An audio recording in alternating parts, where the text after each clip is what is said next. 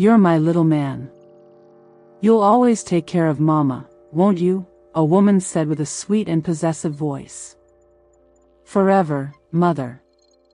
We will be together, forever. Man replied deeply. What happens when a mother's love becomes a wife's devotion? When the lines between parent and partner are so blurred, they vanish completely? What if a son, raised to be a husband, decided he liked the role? And what if, until death do us part, was a vow he had the power to rewrite?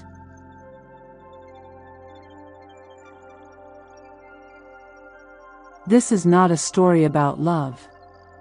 This is a story about a spiritual possession disguised as devotion.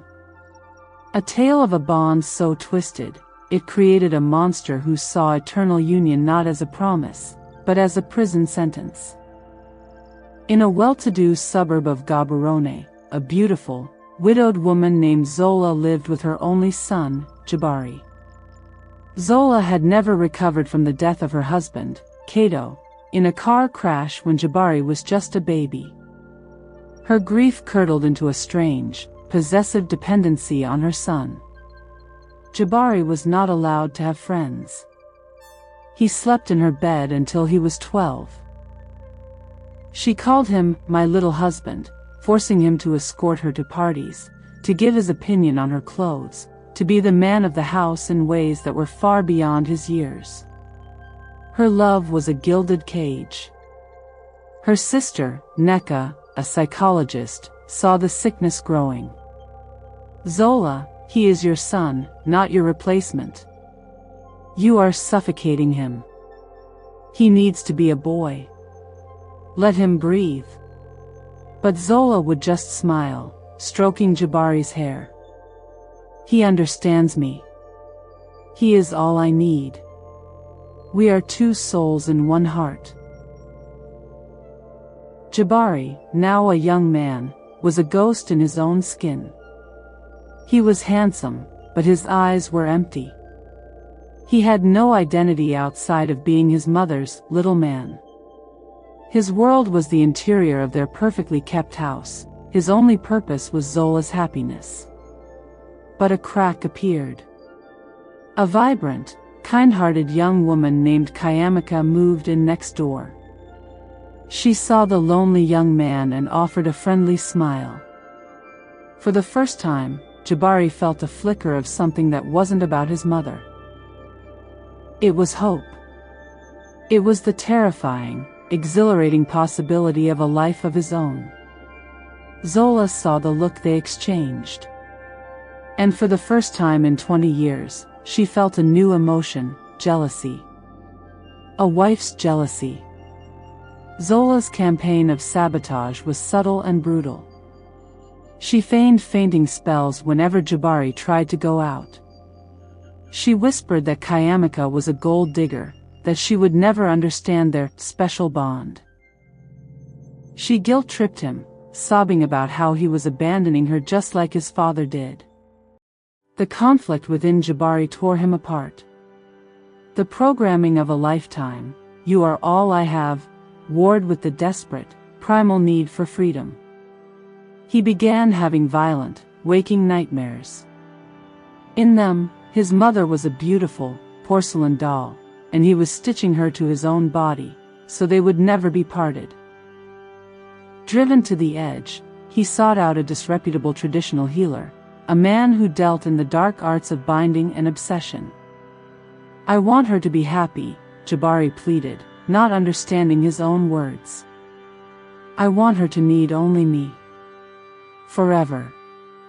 Make it so no one can ever come between us." The healer, a man named Dikembe with fingers like twisted roots, nodded. "The bond of mother and son is the first bond. The strongest. I can make it unbreakable. The Unyago wa Mwili Moja. The ritual of one flesh. You will be her anchor in this world, and she will be your purpose. But be warned, child. Some knots, once tied, cannot be undone. You will be binding two souls into one fate. Jabari, in his twisted love and desperation, agreed.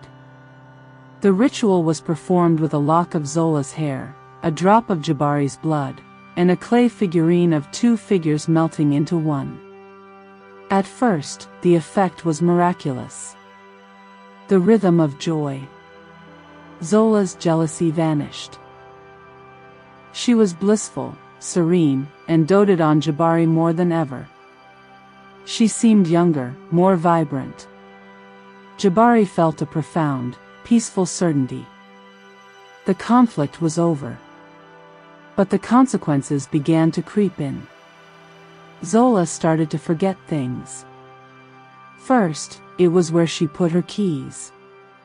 Then, it was Neka's name. Then, it was her own late husband's face. Her memories, her personality, everything that was not directly related to Jabari, was slowly being erased. Then, the physical changes started. Zola's movements became synchronized with Jabari's. If he raised his right hand, her left would twitch. Their heartbeats, when they were in the same room, fell into perfect rhythm. The horror became undeniable when Kayamika, concerned, came to visit. Zola, with a placid, empty smile, looked right through her. "Who is this stranger, my love?" she asked Jabari. Jabari, feeling a cold, possessive fury rise in his chest, found himself speaking with a voice that wasn't entirely his. "No one, mother. No one at all." He was no longer just her son. He was becoming her warden. And the ritual was making the cage a part of his own body. Neka, terrified by her sister's rapid decline, confronted them. "What have you done, Jabari? She's fading away. She's becoming a ghost." Jabari looked at her, his eyes now holding the ancient, cold knowledge of Dikembe's magic. "She is becoming perfect. She is becoming only my mother.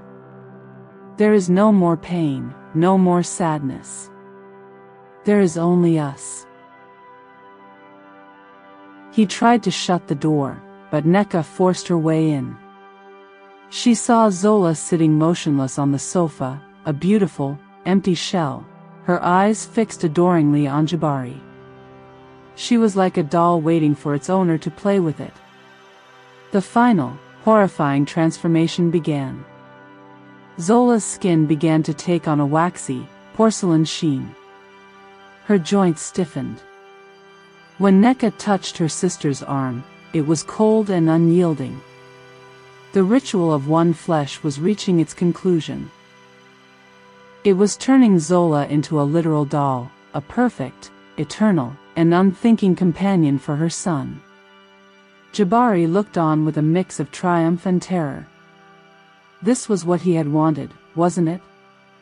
His mother, forever his, forever happy, forever needing him.